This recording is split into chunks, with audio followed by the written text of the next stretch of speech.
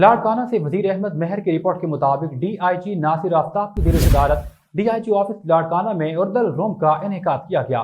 اردل روم میں پیش ہونے والے تمام پولیس افسران اور اہلکاروں کے مسائل، سزاؤں، major punishment, show cause notices, appeal cases, transfer posting سمیت دیگر مسائل سنے اور حل کے لیے احکامات جاری کیے گئے۔ اردل روم میں 40 پولیس افسران اور جوانان پیش ہوئے۔ 8 پولیس کانسٹیبل کو نوکریوں پر بحال کر دیا گیا، جن میں کانسٹیبل علی گل، احسان سہریانی، قمر الدین جاگیرانی، نعیم لاشاری، عبدالجبار، محمد نواز، ظفر سومرو اور بشیر جاگیرانی شامل ہیں۔ ایک پولیس افسر ایس آئی پی الطاف حسین کو سسپینڈ کر کے انکوائری رینج آفیسر کو سونپ دی گئی۔ 5 پولیس افسران اور جوانان کے انکوائریز کے احکامات جاری کیے گئے۔ 25 پولیس افسران اور جوانوں کی میجر پنشمنٹ ختم کر کے وارننگ اور سینیچری دی گئی۔ ایک پولیس جوان عامر منیر کی چھٹی منظور کی گئی۔ میجر پنشمنٹ اور شوکاز نوٹسز ختم۔